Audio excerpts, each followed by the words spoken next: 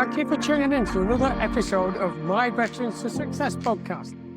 You probably know by now, my mission is to help 1 million veterans and entrepreneur business owners achieve the dreams, goals, and aspirations they deserve.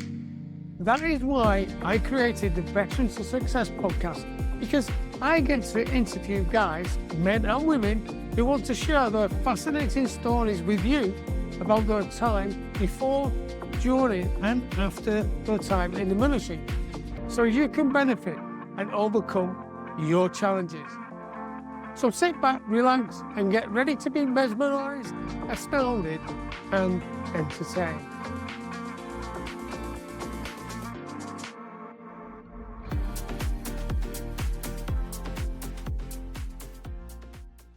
Hello and welcome to this podcast edition. And today, wow, I've got a great guest. And rather than give a glowing introduction, because she does deserve that and it'd take me ages, what we're going to do is we're going to be bringing out Carol's past experience and what she gets up to now during the chat. So, hello, Carol. Carol Urry, how are you today and what you're doing and what you're up to? Hi, Joe. Well, so first of all, thanks for having me on your podcast. It's great to actually be on a podcast where I can talk about something other than alcohol. As you know, I'm an alcohol-free coach. Yeah. So it's really good to sort of chat about, my time in the army, but I'm really good. Yeah, absolutely. I'm looking forward to the warmer weather. I must say it has been a bit nippy, but I'm loving seeing the snowdrops out. I agree. It has been a bit nippy, and especially in the morning before there's any sun. Definitely. So, listen, let's just jump straight in, because your story is fabulous, and there's a lot of trials and tribulations which I know you sharing with today, and thank you for being able to share it, will help many people. So before you joined the military, what was your situation and what was the build up to joining the military? I was living at home, just outside Lee, and I left school and then went to college, left college, and I started in a council-run old people's home or residential care. I've always had a vocation for, I'm a woman of faith. I've got a deep Christian faith, and I believe God put me on this earth to look after people. And from the age of 10, 11, I was running errands for the local elderly people, and we used to have our coal delivered in the back streets, and I used to throw their ton of coal in for them. I used to do little dusting jobs and vacuum and get 50p. So I've always sort of been that type of person in the care side. So that naturally progressed into my working life. So I started in a residential care just outside Barnsley. I was there for about 5 or 6 years. Now my brother joined the engineers at 16 and a half and went down to Chepstow to do his training. Right. And I'd got a few family members that had been military, no immediate family. And it's really strange how it happened, Joe, to be honest, because I'd missed my bus at Barnsley bus station, and the Army Careers Office was right in the bus station. And I just thought, do you know what? I'll just nip in. As you do. It happened. She sort of said to me, what are you interested in? I said, well, I don't really know. She said, what are you doing now? And I told her. And she said, have you heard of the QARENC, Queen Alexandra's Royal Army Nursing Corps? And I went, never, not heard of them at all. So I just arranged to go and have a test, and I passed, and I joined the Army, the QAs, as a healthcare, well, it was a ward stewardess then, actually, which are now healthcare assistants, in April 1987. Doesn't seem that long ago. Yeah. I know. It's like yesterday, isn't it? Yeah. It is. Yeah, it's amazing.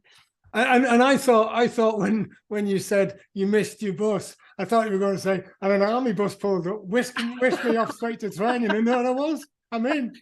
Not quite. So you're destined now, after clearly your life being started to be gelled around caring for people. You're now going to training in the Queen Alexandra Nursing Corps, which, by the way, I think I think you guys are great because you looked after me a few times when I was in. And so what happened? What was training like? And you know, were there early mornings where the sergeant screaming at you, or was it a little bit more sedate? They used to take the pee out of us, the other girls, because like the WRAC, we had our own rooms. We didn't have to, in our billets, we didn't have to like share like big dormitories, and we were pampered a little bit, to be honest, Joe. But saying that, the training was still tough. It was the training centre down in Aldershot. Yeah. There were beautiful grounds. It was really lovely, but the staff, they were tough. They were tough. Early mornings up. I remember having to run around the block. I remember being in the classroom, and one of the sergeants after lunch obviously thought we were sleepy, and we'd have to right up, out the block, down the stairs, round the block a few times, back up again. We'd be on parade. I always remember actually we were having a test for parade. And you know what it's like, bullying your boots or bullying your shoes, as we had. And a pair of tights used to bring them up an absolute treat. So I was always I designated myself as the polishing up person before parade. So our hats had quite a bit of a height on them. So I used to hide a pair of tights in front of my hat. And when the major used to come down, and the Sergeant Noble, I think her name was, and I can't remember the major's name. And while they were having a conflab about our parade and our test, and said, "My shoes, Carol," because we were going on parade. So I quickly whipped my tights out, my hat, gave her shoes a bit of a polish and popped it back in just as the sergeant and the major were turning round. So it's like, it was fun. It was fun. I mean, it was really stressy at the time. I mean, that's just a little example, but I think the camaraderie and the people you meet, you really do develop some really, really deep friendships in the forces. And that's really important. And I'm sure a lot of your listeners can really relate to that. And then it's the same with any sort of, like even the emergency services out in Civvy Street. It's very much the camaraderie. Yeah. My dad was a miner. It was very much down the mines as well, and sort of. So yeah, I did my training. We only did our training in those days for about 8 weeks. Oh, right. Okay. Yeah, and now I think the girls, the QAs, I don't know if they're at Lichfield now. I think they might be, and it's about a 3-month training. And they do, I mean, we had to go away on exercise for weekends. We had to get in the mud and crawl in our greens. And we still had to go out on the ranges. So we did much the same as the guys. We didn't very much do, the combat fitness tests so much. That sort of came later on. Right. But I loved it. Absolutely loved it. Yeah, really enjoyed it. Right, so 8 weeks then. So that's just a sort of basic training to take the civvy out of you and put some of the army military into you. So then what happens then? Because I know you quite accomplished it as a QA. And so what happened then with your ongoing training and something that we're going to come on to later is about mentors and coaches that helped you. So what happened next? We all got our postings then, and I happened to stay in Aldershot. So I was a little bit disappointed because I'd seen Aldershot for a couple of months, and I was quite interested in going other places up and down the UK. I don't think we actually got on our first posting. I don't think we went abroad. So I ended up in Aldershot, and I on and off ended up in Aldershot with a couple of tours. So I did about 7 years in total in Aldershot. Went down to Woolwich for a little while, but our training was 2 years. So although I'm not a registered general nurse, the training was quite in depth, really. But the start of it was the ward stewardesses. That was mainly, it was assisting the nurses, the RGNs on the wards. And then there were SENs, the state enrolled nurses back in those days. And we sort of assisted them. And then they phased out the state enrolled nurses, and we were upgraded for want of a better word. And we were given a lot more responsibility on the wards.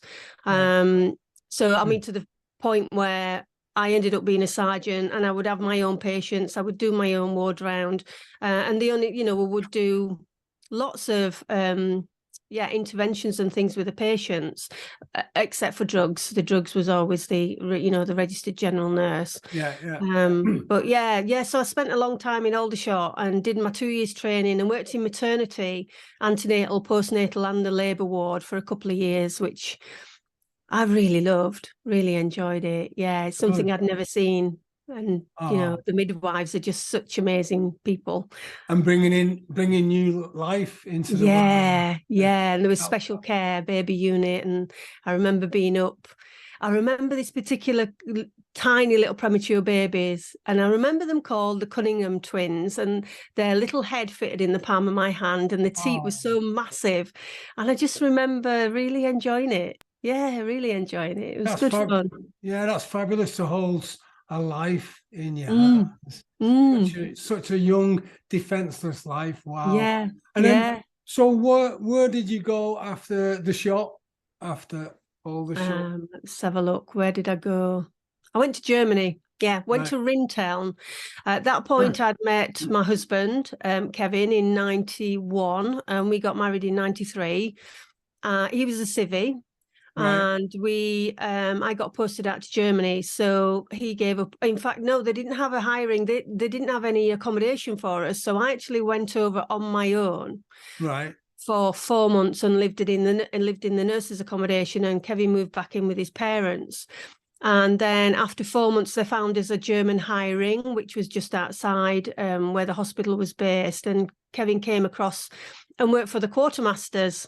Which was, it was great. We were there only a year. It was really interesting what happened because normally the accommodation is usually signed over to the guy, and it's usually the woman that's a civvy, where in my career it's always been the boot on the other foot.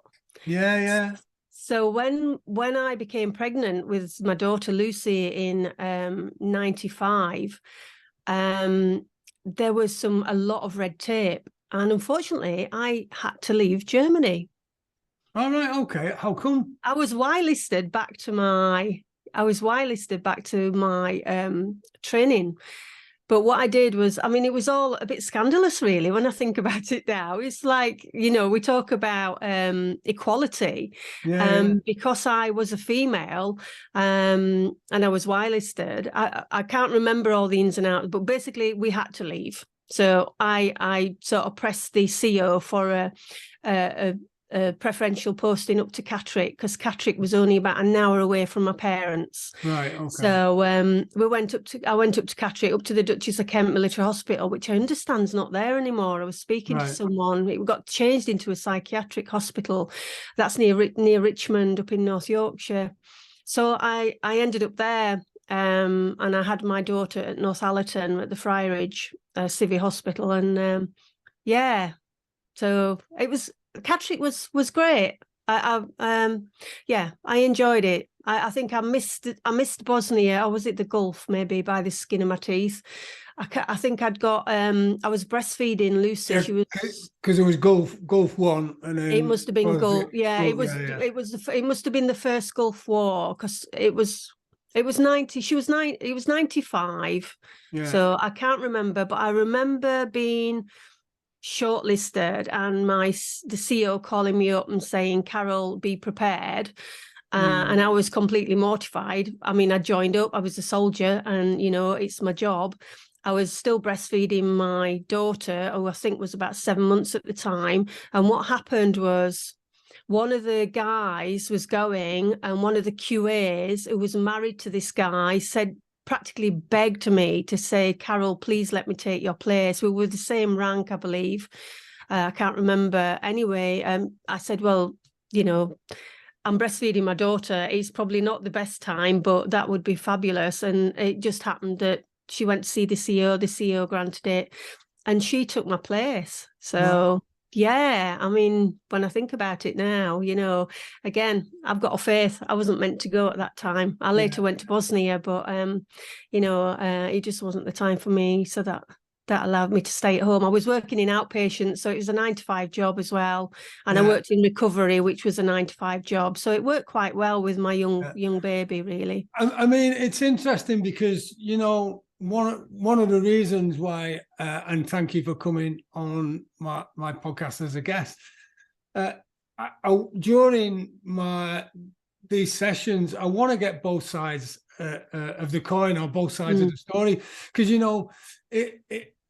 I've had some interesting conversations with sisterhood, if you like, the females in the art, and the way you guys are treated is sometimes and I wouldn't have realized it at the time, but now looking back, you think, wow. I know. So like when you just get told, oh, you're right, we're ousting you out of your house, and you're not going to live in Germany anymore, you're going back to the UK. I mean, what sort of challenges did that give you, and how did it make you feel? The challenges were, this is a really practical challenge. We had a cat. Right. And my husband was obviously going to be out of work because we were moving up to Catterick, so he didn't have a job. There was no promotion for me. I was just being moved. The cat had to go into quarantine. There was no cat passports then. That was like well over £1,000. I think it was something like 6 months. And the cat was going to Pocklington near York. So that caused a real issue. So I actually went up to see the matron and asked if the army would foot the bill for the quarantine, because it wasn't my fault I was being kicked out of Germany. The families officer, he said his hands were tied. There was nothing he could do about it. Anyway, there was no support for the finances with the cat. So the cat had to go over to, in quarantine. We had a car loan. We'd bought a car over there. We'd got a loan. So the financial stress was pretty awful, to be honest, Joe. It wasn't good. But we had no option. There was nothing I could do about it. The law had spoken, and that was it. So I was happy, though, to be going back to the UK. I wanted to have Lucy in the UK, and I wanted to be near my parents, because I was a bit of a home bird, and I really did miss my family when I was out in Germany. So that's why I asked for I used that bit of a wedge, really, for a preferential posting to Catterick. And thank you for that. It's interesting because, if you're listening now and you think, oh, cat, what big deal, but actually that's just a snapshot of the whole inconvenience, if I could use that word, because when you posted, right, so you're heavily laden with child, or you're pregnant, right? Your hubby's going to be unemployed. You've got an expense. I mean, what rank were you then back then? I was now I can't remember. As a lance corporal or a corporal. Yeah. Okay. So as a corporal, I think. As a lance jack or a corporal, right? But back then, I don't suppose you were on massive amounts of money. No. So £1,000 hit with £1,000 quarantine bill is like massive. You're being posted for something that you haven't asked for. Yeah. So that would have been a bit of a challenge. So, it was. Because the alternative was Ash Vale, which was where my listing should have been. So it would have been back to Aldershot again. Yeah. So, which I didn't really want to go back to. So I suppose I saw it. I just took it on the nose, because when you join the military, I'm talking, in the 90s now, Joe, a lot of things have changed.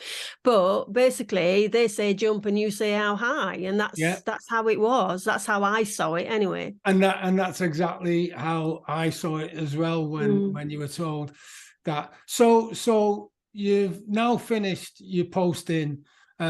Lucy's older. What you mentioned Bosnia. So what happened there? That was that was I left Catterick. Lucy was 2, and I got promoted to sergeant, and I went down to we got a quarter in Wittering. Thank you. I went down to Wittering to work at the Peterborough City Hospital, as it is now, Peterborough District Hospital then. So yeah, Lucy was 2. Kevin managed to find a job locally. We ended up living in the village, which I'm still in now, actually. He's a paint sprayer by trade, so he went and got himself a job. So everything sort of settled down, really.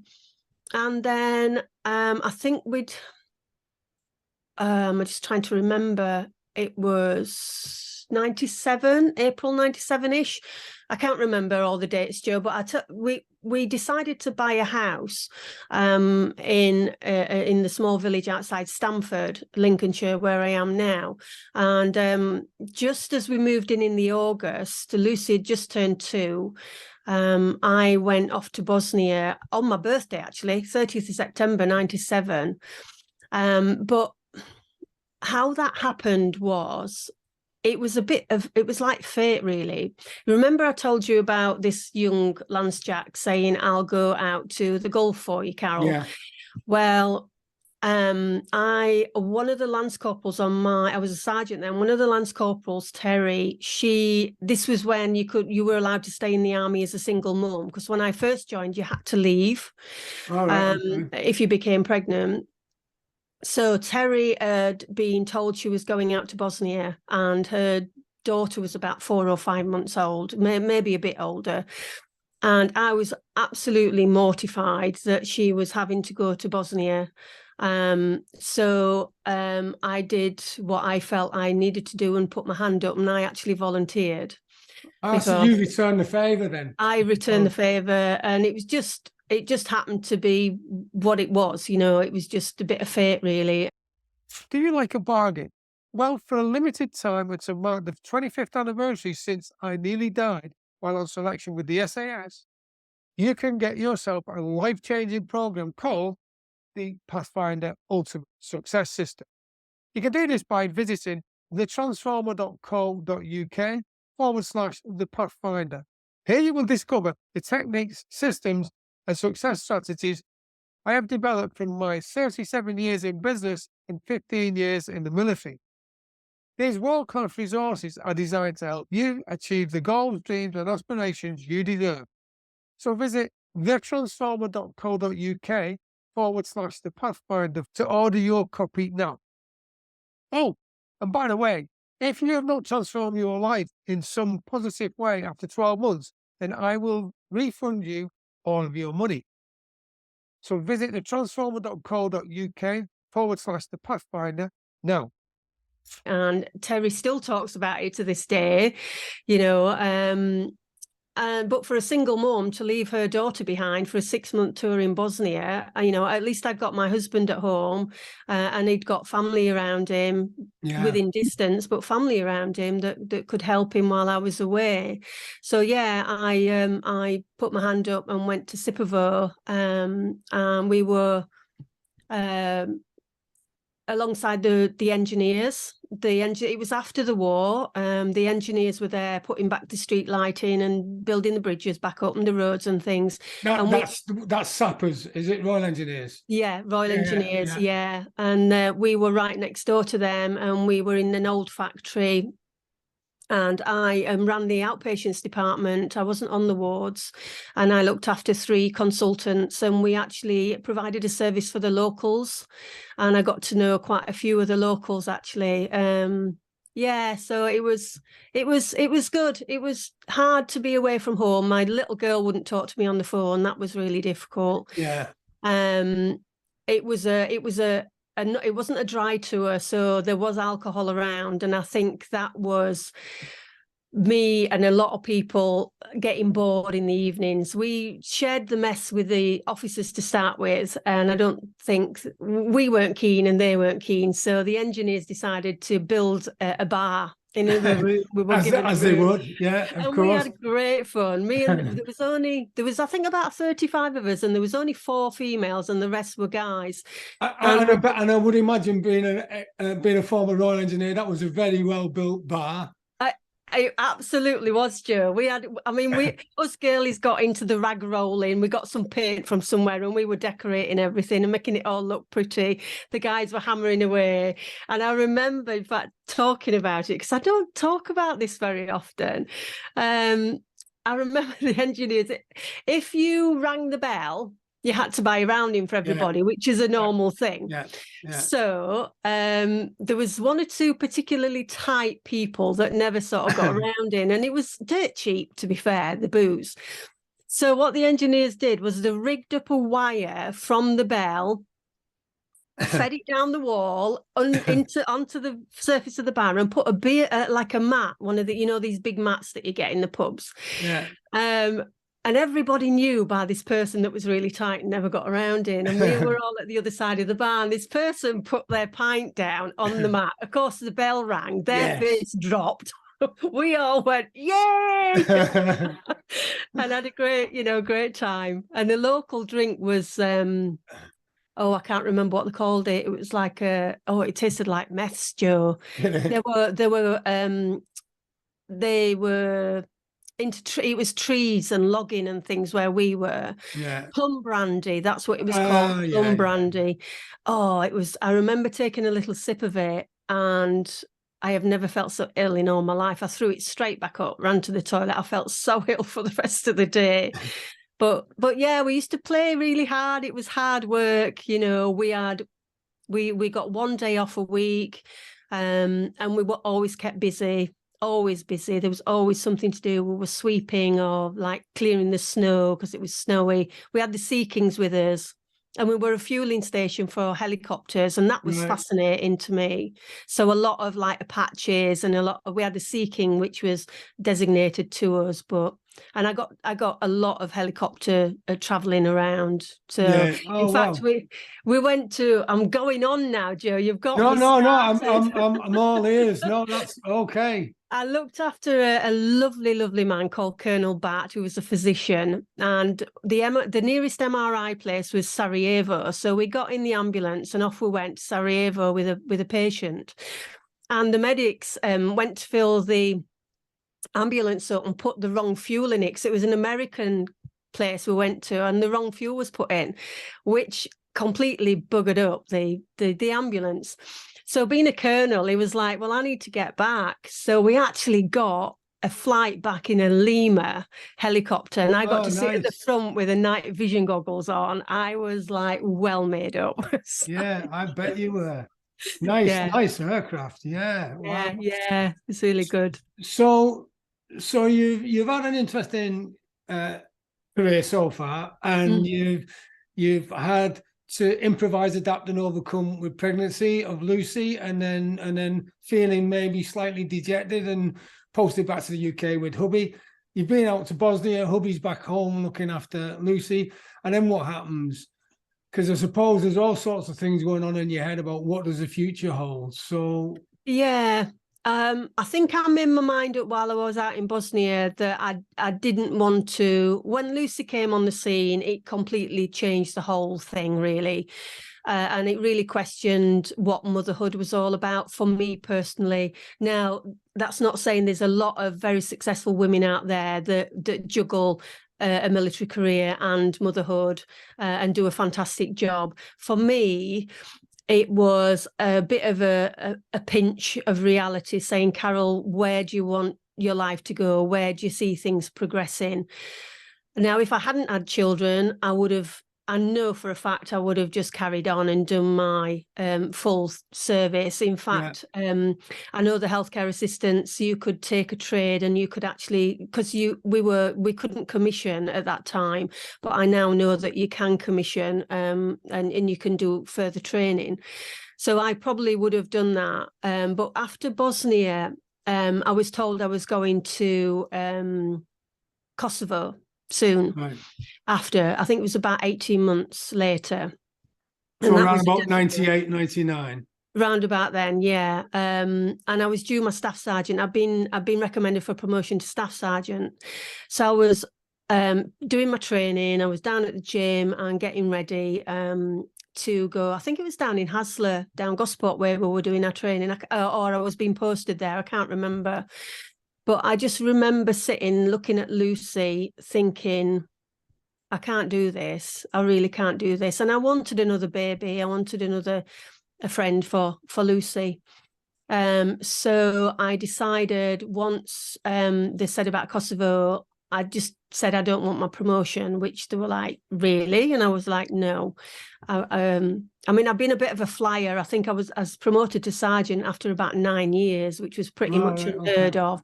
So, you know, I was pretty good at my job, and I really loved what I was doing, working on the wards, looking after people. But yeah, I had to make a decision. So it was 12 months notice then. I don't know if it's still the same. So I gave it my notice, and I decided to leave. Yeah, so that. And it's always interesting because I remember 12 months notice is, you know, for civvies, you think, oh, a month's notice or 3 months notice, do I have to work my notice and is it going to change? Like 12 months notice, right? Everybody knows the writing's on the wall. How did that affect the way you were treated? I don't think it affected any.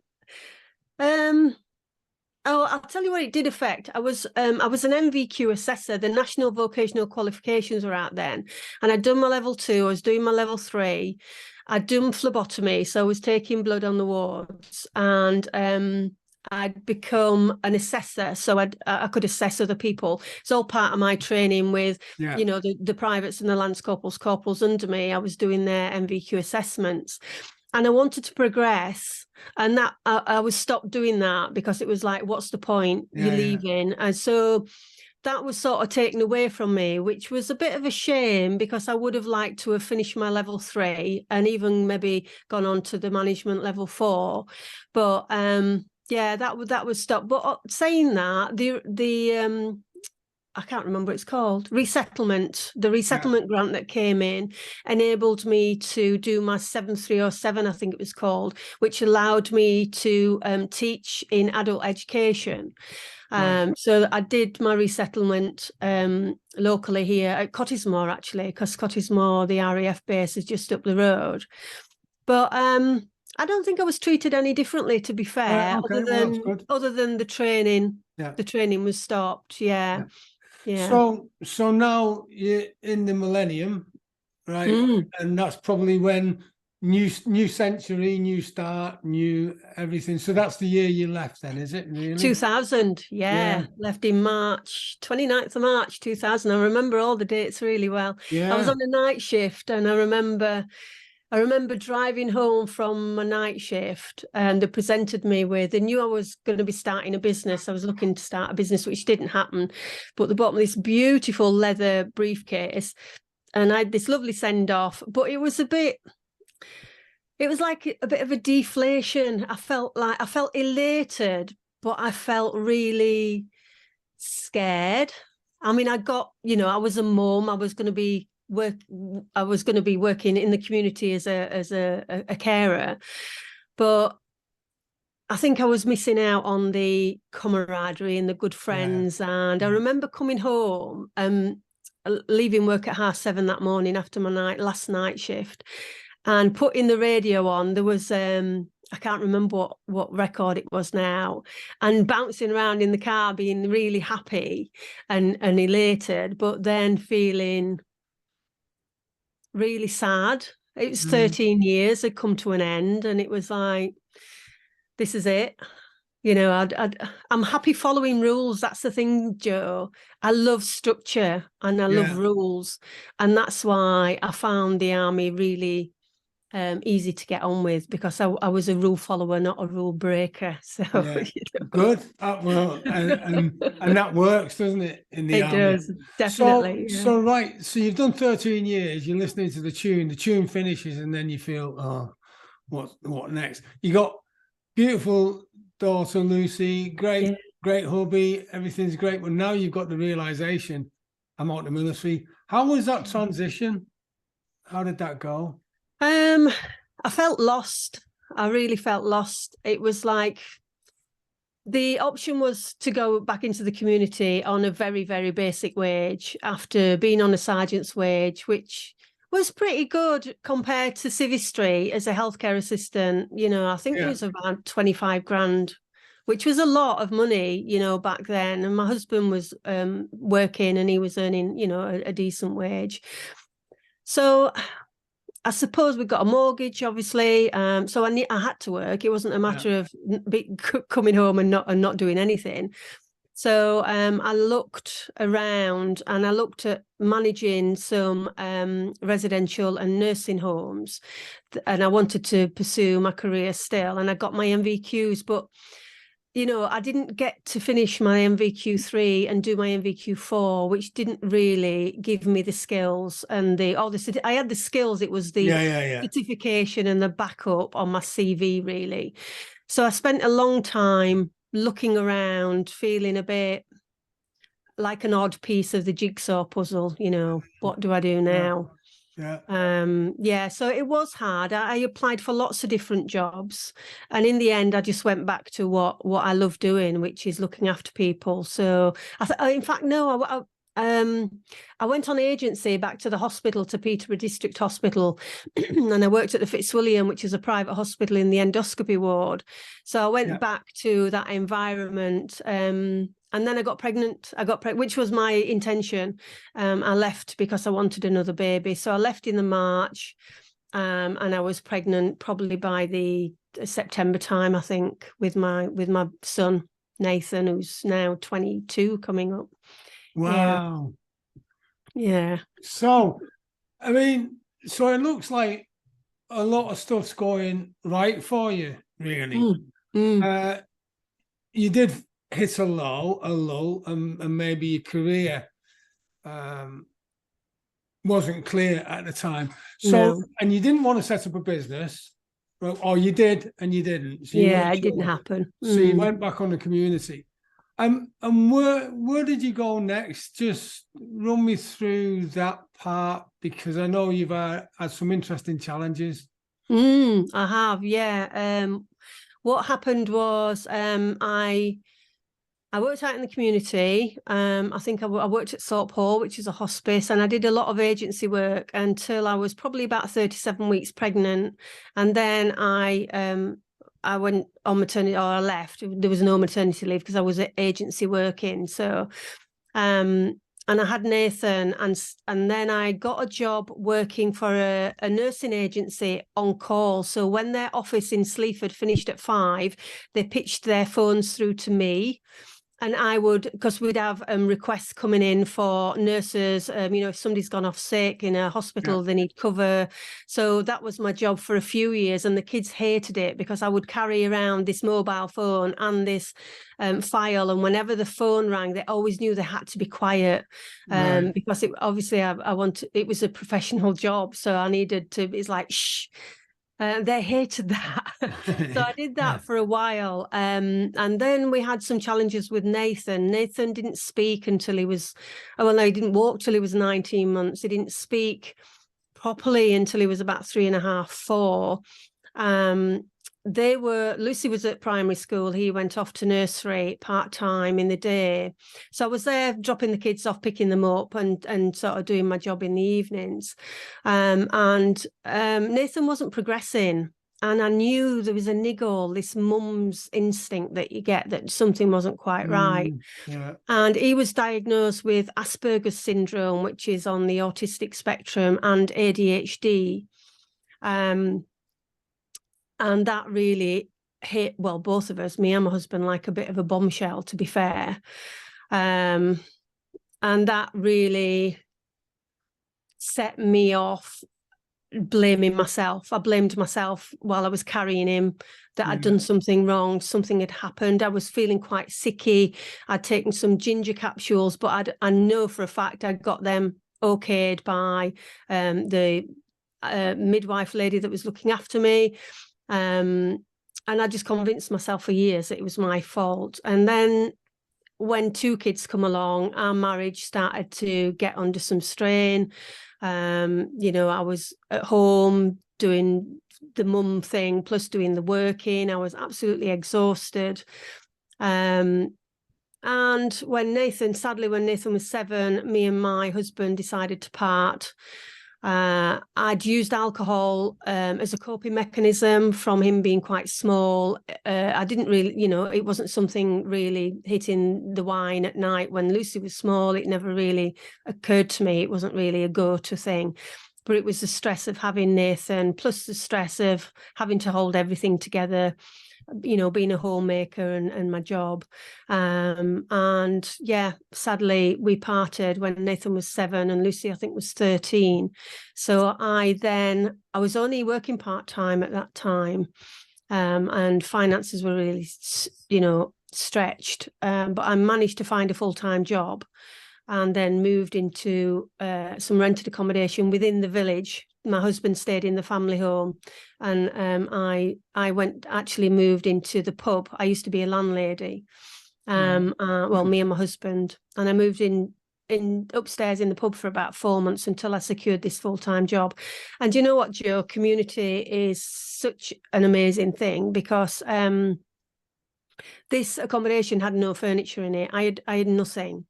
So the community rallied round and furnished my house. I mean, furnished it.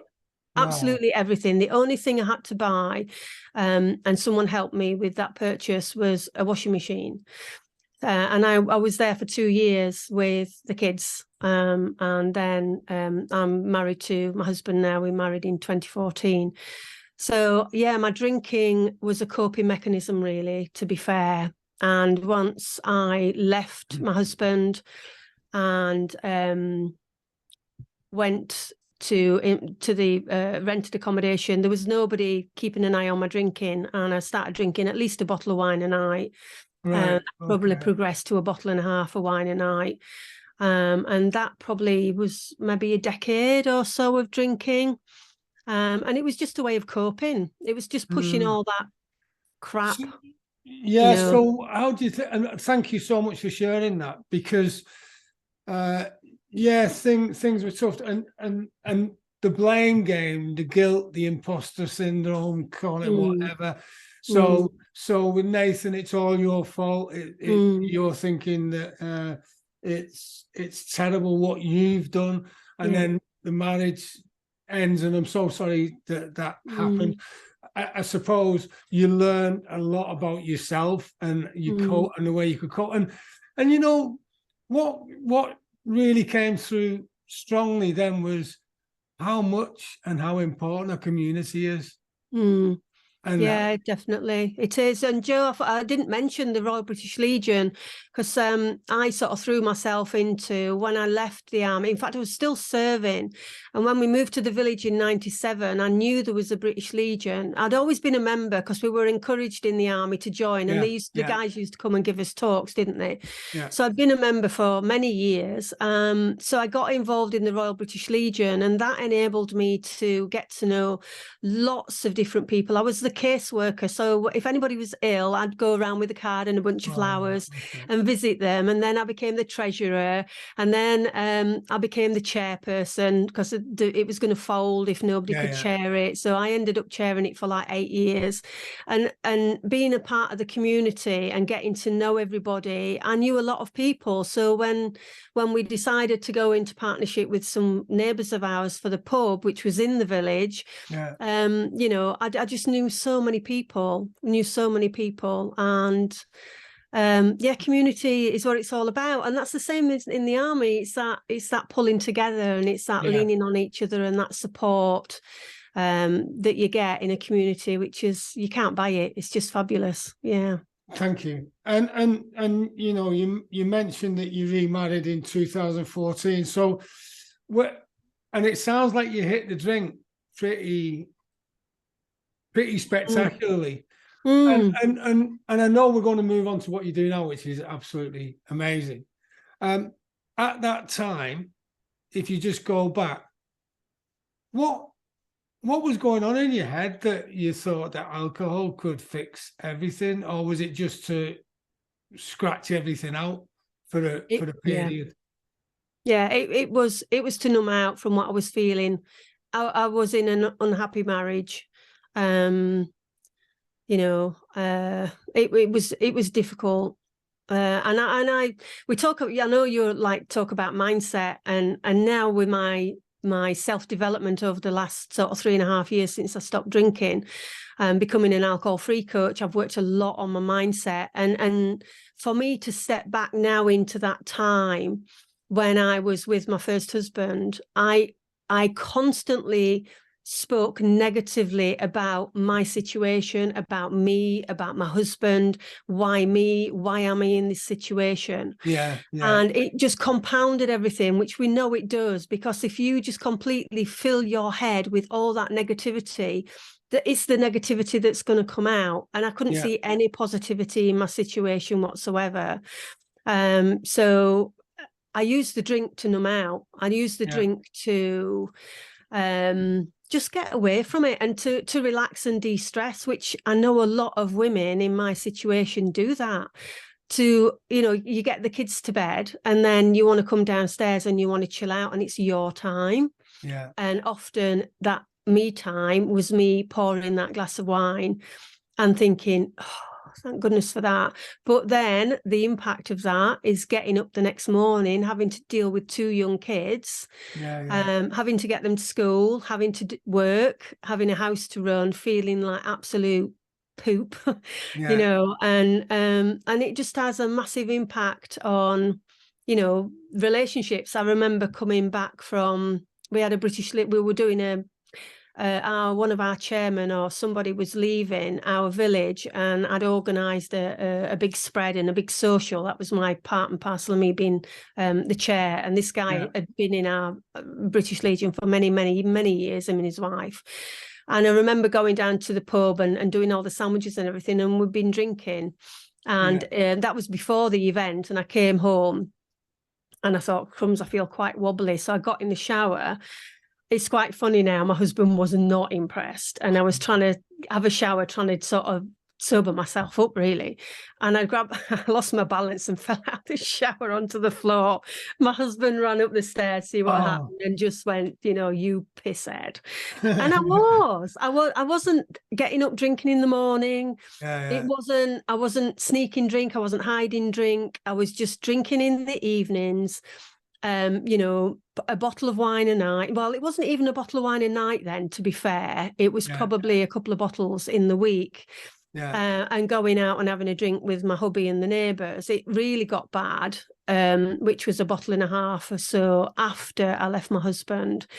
But it was just to numb. And then you have all the crap of divorce and the arguments. I remember the solicitor writing a letter to my ex-husband at the time to say that I was introducing the children to what is now my husband. That caused absolute mayhem. And it's just, you know, I don't want to go around beating my ex with a stick, because he's a very good man, and he was a really good husband and a really good dad. It was just the stress of Nathan, plus other things that had happened, which I don't really want to go into. No, that's okay. There was a lot of things that happened in the past as well. But that negativity and feeding myself with all that negative self-talk compounded it even more. Whereas now, if I look back, if I'd have been in the position I was in now, I've got absolute no regrets, by the way. I want to make that quite clear. What happened. But if I went back to that point in time now with the mindset that I have now, that probably wouldn't have happened, because it would have been recognised, it would have been dealt with, and it might have been, happily ever after. But it's funny, and things happen for a reason, don't they, Joe? I've got a relationship with my husband now, which I never ever had with my first husband. So, but the drink just was to escape and numb all those feelings, and And it's interesting that that this is just put into a conversation which is fairly short. We're looking at 10 years here. So the progression is just starting from a glass of wine, maybe, then half a bottle, then a bottle, and then you get into the stage where you 1.5 bottles and totally wipes everything out. So it's great that you've identified that, and thank you for sharing. So now, what was the point where, with all your self-realization that you want to help people, and now you're happily married with your second marriage, and you're your children are growing up, or grown up, in fact. Mhm. So what's the next venture, if you like? What's driving you to succeed? It's my experience. It's my experience with drinking and my experience with how it completely ruins relationships, especially ruins relationships, to be fair, and just takes your identity away slowly, I think, because I did my coach training. I tried so many times to stop, Joe. It was just ridiculous. And I'd said to my husband, Clive, who I'm married to, right, he'll say, you know, he didn't use alcohol like me. He's a drinker, but just socially. So he'd say like, well, just don't have it Monday to Friday, Carol. And I'm like, that's so easy for you to say. Yeah. I'd moved on to a job that was quite stressful. And I used alcohol to de-stress when I came home. And I think I got to the point where I was getting up feeling really rubbish, and it was like, it's just getting ridiculous. So I just decided one day, it was at 2019, 31st, it was Halloween, spookily. I don't even celebrate Halloween, but it was Halloween 2019. And I got up one morning, I just thought, after a heavy weekend, that's it. I'm just not going to do it. What happened actually was my son had got stranded at New Street, Birmingham Station on a bank holiday. They were doing some railway works, and he'd gone to the NEC to meet a friend. It's the first time he'd ever gone on his own. He was about 19. And he rang me up and said, Mum, I've missed the last train. And of course, I'd been drinking. It was about 8 o'clock at night. So his dad went and got him. So that was really a wake-up call. And then I'd shared a bottle of wine with my husband a couple of weeks previous and wanted another drink, and got in the car after 2 glasses of wine, which I was over the limit, and went to Sainsbury's, which is literally around the corner, drove and come back. And those were the two real things that happened. And I just thought, whoa, just hang on a minute here. This is just not on. And I got up that morning and just thought, right, I'm going to try. And I actually found out, I just looked for some support online, and I found This Naked Mind by Annie Grace. She's an American lady, and she's got something called the alcohol experiment, and it's scientific based. Now, me being logically thinking, it really spoke to me, because it said why I couldn't say no to the alcohol, and why who was that again? The Naked Mind? And This Naked Mind. Yeah. And it's Annie Grace. Thank you. And she explained why I was waking up at 3 a.m. in the morning, feeling anxious and worrying. She was explaining why I couldn't just have one drink. She was explaining to me in her book why I couldn't go more than a couple of days, and why willpower didn't work. So all this science and all this, the neuroplasticity that we talk about, and the rewiring of your brain and the mindset, that's when I got into that. And I just thought, wow. And after about 90 days, Joe, to be fair, I'd cracked it. I dealt with the cravings and the triggers. I'm not saying it still didn't want to drink. I still thought about drinking, but I was in what you would call a grey area, because people, some people might think and listen to me and think, oh, she was an alcoholic, but that's not actually a word. It's alcohol use disorder. Alcoholic is not even a medical diagnosis. But when do you become an alcoholic? Are you an alcoholic if you drink a glass of wine every night for the rest of your life? Or do you have to drink a bottle of wine every night? Or is it when you lose your home, your family? There's a big, massive space called grey area drinking, which is what I fell into, and which millions of people and people listening to this will know. If they can't go more than a couple of days without a drink, then they need that drink for whatever reason. And often I was self-medicating because of my feelings of what had happened.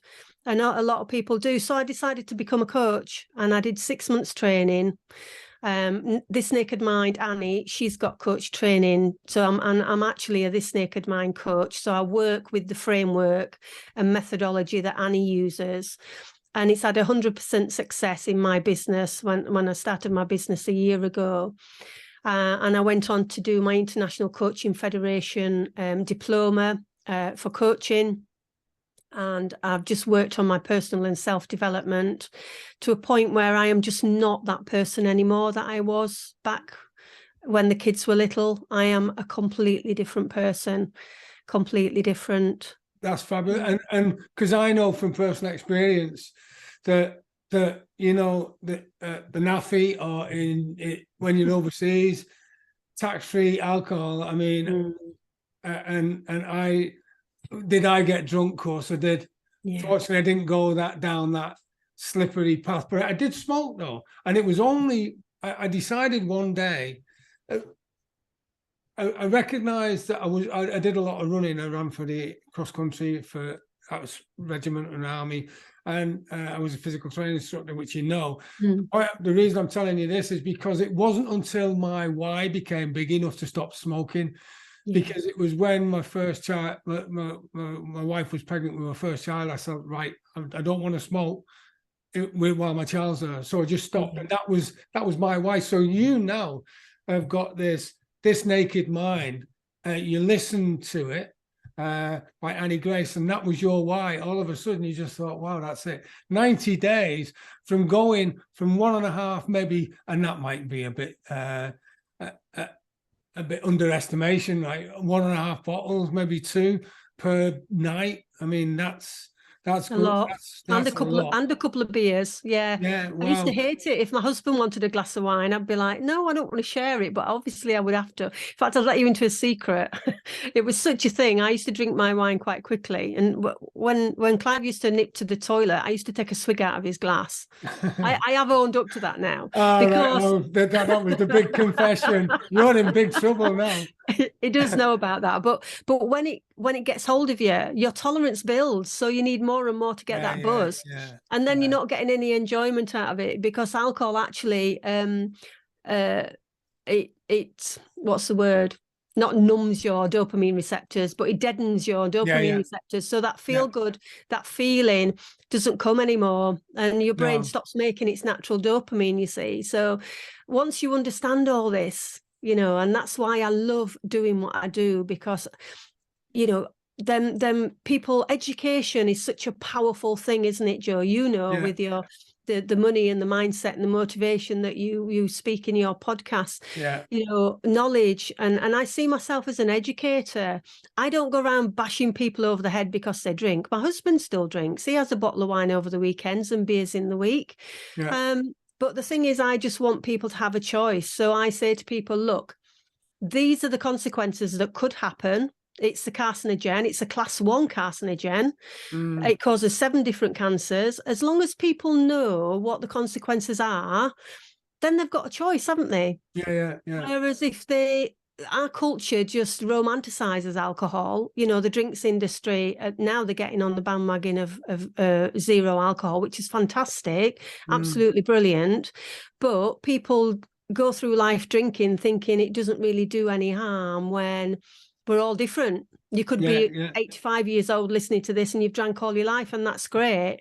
But then do you want to, like it was like with me, do you want to play Russian roulette, put a bullet in a gun, swizz it round, put it to your head? Because you're taking a risk, in my opinion, when you drink alcohol. And I know, like, they used to say 2 pints and you were all right to drive. And I know people who had the breath test and they'd had 2 pints and they were over the limit. And then other people, I know someone who had 5 pints had the breath test and they didn't even. Fine.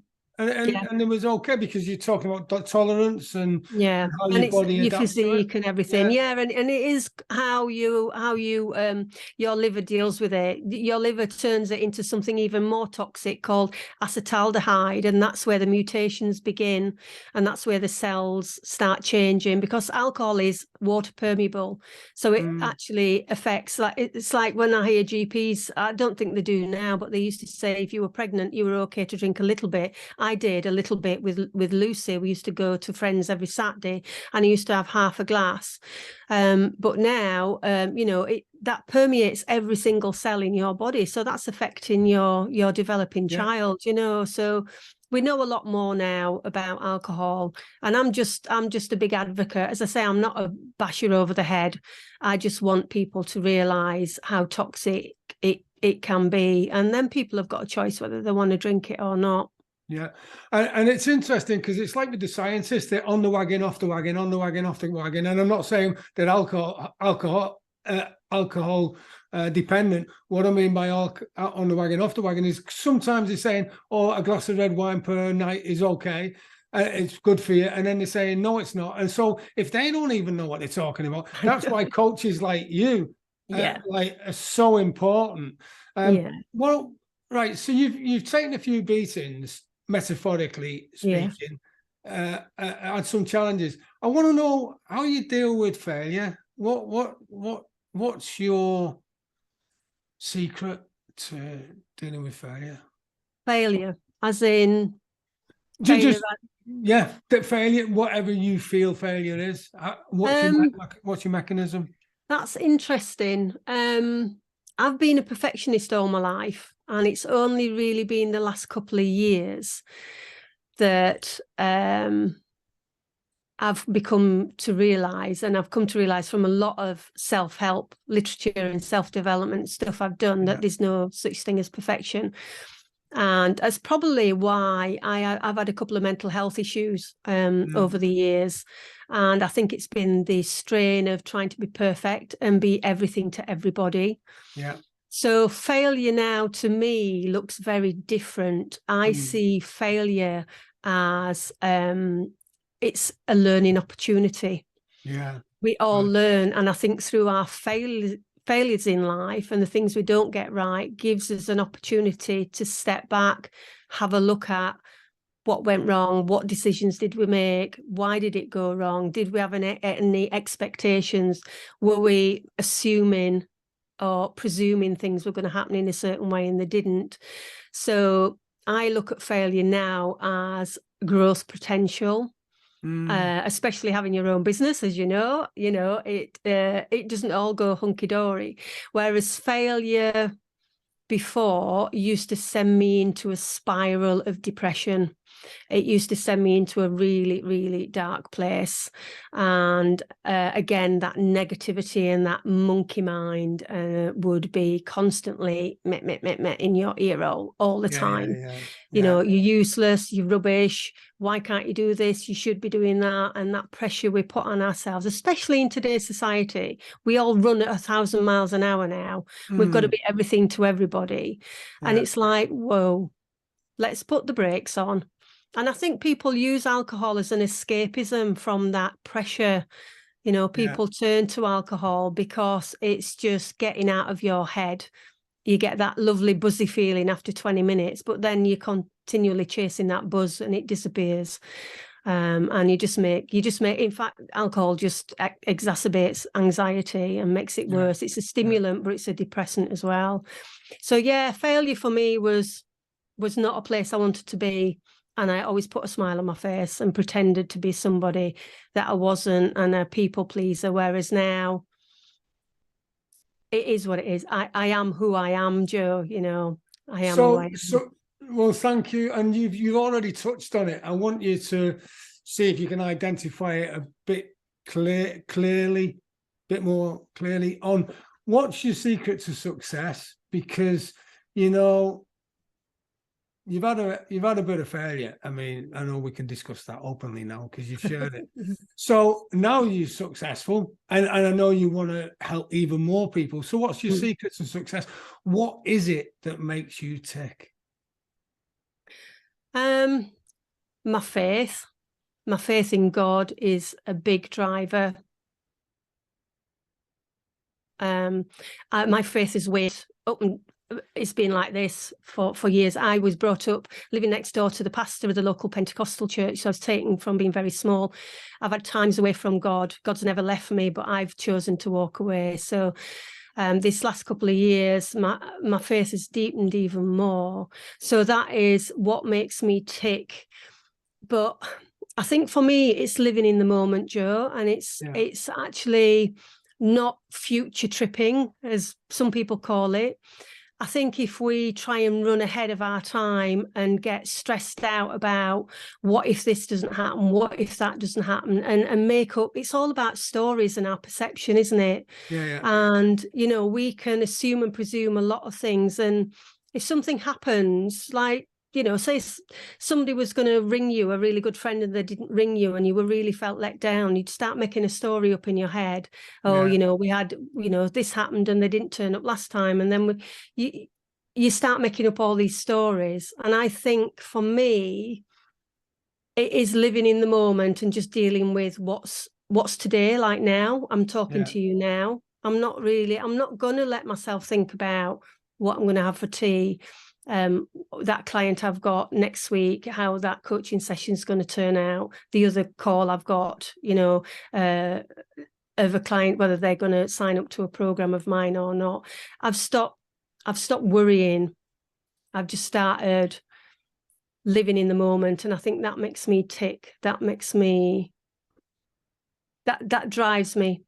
And also knowing that I'm making a difference, like thousands of other coaches out there that do what they do. Yeah. You know, making a difference in people's lives. I volunteer for a local mental health charity. They really helped me when I was going through a bad patch. It's called Mindspace in Stamford. Check them out online. They're a fantastic charity. Mindspace in Stamford. Mindspace, yeah. Dr. Dan Petrie started it about 7 years ago, one of the local GPs. And I volunteer there. And I actually used the 30-day program that I took when I started my alcohol-free journey, and it's completely free, and that's open to the local community. And you know, that's just an opportunity for people to find out about. Mindspace do lots of things, you know, they've got lots of health and fitness things on, yoga and meditation and boxing and all sorts, but it's a hub and it's a space for people to come. Yeah, so it's just making a difference and having opportunities to make a difference into people's lives, because life on the other side of the bottle for me is in Technicolor. I just wish I could put a person that relies on alcohol to get them through whatever situation they're in. I wish I could put them in my shoes just for a Friday till a Monday morning, because never in a million years did I think that I'd be sat here, you know, 3.5 years later. I've saved well over £17,000 in drink. I've saved well over 80 weeks of time that I would have sat on the couch watching TV. My life is just completely different, and my relationships are completely different too. Yeah, I mean, that's like £17,000. I mean, without, I mean, just looking at the monetary value, I mean, like that's like the take-home pay after a salary of 25k or something, you know. I mean, that's like fabulous. And then just having your life back. So, and you talked about social network. I know you're building your business network as well. I mean, how important has that been to the recreation of Carol Urry? You know, what has that done for you? Community is really important. When I first stopped drinking, the 30-day experiment that I was on had a community with it, and there were other communities, alcohol-free communities. There's a ton of them on social media. That really kept me going, because it was all about accountability, Joe, really. And I felt, you know, I needed to keep going for some people, because you build some really strong relationships with people. And that's very much like, I mentioned community where I am now. We're in Lent at the minute. On the 22nd of February that started, and I offered, I sent a message around to all the local churches and hired the local Methodist church to bring people together for community, just on the Christian side, something different. Sadly, nobody took me up on that, but I don't feel let down about that. What I feel that's done is planted some seeds in the community as well. So moving forward for me and my business, I'm in networking groups. As you know, we have a great WhatsApp community with, it's interesting, because you sort of pass people and everybody is in a similar situation. Like we jump on a podcast training, or we jump on LinkedIn training, or we do this training, and you often see people, don't you, in the same space. It's really interesting. Yeah. So, I mean, my vision for the future is to bring an alternative to giving up alcohol. So instead of the traditional routes of AA and detox and rehab, Yeah. and there's like Turning Point and Smart, there's lots of fantastic, programs out there. And you've got to find what suits you, and not everything suits everybody. Whereas what I offer and what this Naked Mind offers is an alternative, and it's more of a logical, science-based framework. So I'd like to get this, and that's why I work with Mindspace, and I'd like to get into the GP surgery, because there's lots of things that are completely free. So if GPs out there, instead of saying go to AA or go to Smart or referring them to a rehab or detox as an outpatient, if they could say to them, here's a program, I'm hoping to develop like a 30-day program, an audio of me completely free for them to say, follow this link, go to this program, and just have an alternative. And if I could get that out locally and then nationally, which is what all our This Naked Mind coaches in the UK, because it's worldwide. It's started in the States, it's in Australia, Canada, Europe, it's all over the place. So getting this alternative into community and giving people the option, and finances not being a barrier, because I'm not making a sweeping statement by saying this, but people that live in poverty do use alcohol. But then there's people that are in, high-powered jobs that use alcohol too. But if you're in poverty and you can't afford that £7 bottle of wine, but you need it, it means something else in the home's giving. And I want to bring that, that it's not, it's not shaming and it's not judging. It's completely done in a non-judgmental way, because I understand. I've been there. I've got T-shirt. I know what it feels like to need that glass. So yeah, that's my prayer really, is to bring it out into my community, and then it just roll out nationally. Yeah. That's just that's such a worthy mission to have. Now, because I know you're a great coach and mentor, to get you where you are, right, throughout your life, whether it was in the QAs, back to get you through training, or even before training, working on a community, and the ups and downs. I suppose you've met a few coaches and mentors in your time, haven't you? How important have they been to making you the great person you are today? Oh, massively. I mean, I didn't even know about this world that exists that I'm in now. You're bimbling around doing your stuff, and then you decide to get into self-development, and you start investing in yourself, because, we do. I mean, like you, I've invested tens of thousands of pounds in my training and my what I do, coaching, over the last sort of 2 or 3 years. I mean, I follow Rob Moore, and Rob is a bit like Marmite. Some people don't like him, some people love him. I think he's a lovely, genuine soul. And I actually work part-time for him at the minute on his social media. So I summarize his lives that he does, and YouTube messages and things. So I am learning a ton of stuff about this lovely guy who's got a real heart for people. And I'm in a mastermind in Birmingham, which I've been doing on marketing and sales, and Matt Elwell, who's the Elite Closing Academy, and Nick James, who's from Expert Empires. I'm glad I found them right at the beginning of my journey. I travel up to Birmingham every month, and they've really helped me lay the foundations of my business through structure, and through, like, you say sales and people think it's yucky sales, but the sales Matt teaches is about serving and about service. And if that person's not a right fit for you, then you don't work with them. It's not like trying to get them to come into your space. It's whether or not they want to, and you align together. So people like those mentors, and Annie, I'm in Annie's mastermind, and I have the privilege to be on Zoom with Annie, once or twice a month with another handful of people, and to find out what's happening in the alcohol world. And Ireland have actually decided they're looking at putting labelling on their alcohol now, and there's been absolute uproar from Italy about this. But I think it's the way forward. It's like with cigarettes, they hide them now, don't they? And you see those horrible pictures on them. Whereas I think alcohol, because it's a drug and because it's addictive and because it's a carcinogen, I think rightly so, it should be labelled that way. So, being in this space, you've also got the opportunity to make changes, Yeah. Well, I mean, it's interesting because I know Nick, James, and Matt Elwell and Rob Moore and I know them really well, and that's the reason I developed the Mastermind and Beyond program and the coaching and the Transformer Business Network, because I believe that it's about helping people, isn't it? That's what really drives us.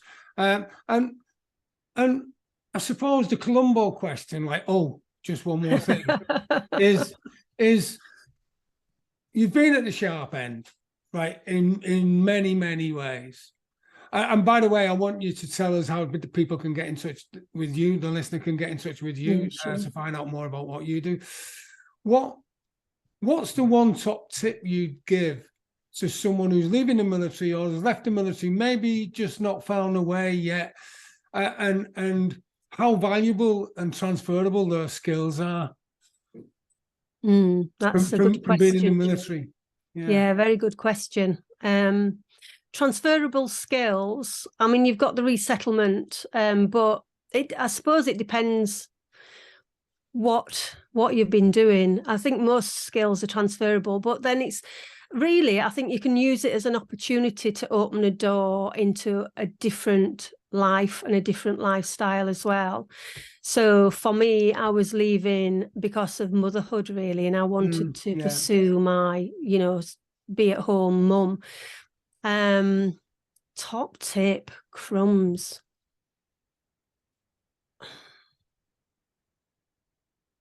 I think it's probably to think of the pros and cons and to actually write it down. I'm a big person for journaling. I think it's important to, because you don't always speak it out to somebody, but if you brain dump it on paper and just say, okay, what are my skills? These are all my skills. What am I wanting to do and looking to do when I leave the military, and put all that down on paper and see if there's any connection between the two. I think brain dumping and getting it out on paper, I think, is an important thing, but also use it as an opportunity to open another door. And try something, because we've all got deep-seated wants and dreams and goals, haven't we? And maybe you fell into the military because that was good at that time, and it seemed the right thing to do, but maybe you've got a deep-seated need and a dream that you want to pursue. So use your resettlement, use your, some people are leaving at 22 years and maybe get a gratuity and get their pension straight away. So use that to follow your dreams, because we're only here for a short time. And I think it's important to be fulfilled. And that's why you and I went into coaching, to help people. Yeah, definitely. Thank you. And how can people get in touch with you? My working name is Warrior Mum Coaching. So if you look at Warrior Mum Coaching, I'm on Instagram and I'm on Facebook, but also under Carol Urry, which is URRY. You can find me on LinkedIn. You can find me on Instagram and Facebook. And I've started going into TikTok. Oh, I know, very interesting it is. And you're ex-military and really security conscious, and you're going on TikTok. Yeah. Well, don't let the government know. No, they don't. You see, I don't mention. That's why this has been really interesting, because I don't really mention my military career at all. I don't talk about it at all. So it's been quite nice, Joe, chatting to you about those times. Thanks for giving me the opportunity to share. No, I appreciate thank you. it. Because I think that because I know this will resonate with you. You don't know who you're talking to. No, you don't. I don't know. And here's the thing, because with the charity I work with, Transformation for Veterans, that helps veterans. We did a survey and looked at stuff, and the MOD haven't got the figures. I mean, they don't even track half the stuff. By the research that I did, people who are directly influenced by the military, i.e. they've served, or indirectly, they're either married to, know someone, got a relationship with someone, or through family. Guess how many of the population of 65 million in the UK are connected to the military in some way? What, percentage-wise? Yeah, or a number. Yeah. Oh, I wouldn't even think. I would guess at a percentage of 80%, maybe.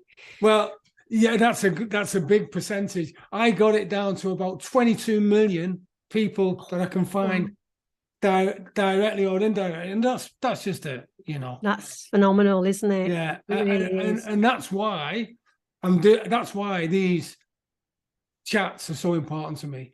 Yeah, no, absolutely. And it is important because it's a big part of our lives, the military. It has a massive impact on us, and it has a massive impact on the people, our immediate family, absolutely. Yeah. So no, you're doing a fantastic job.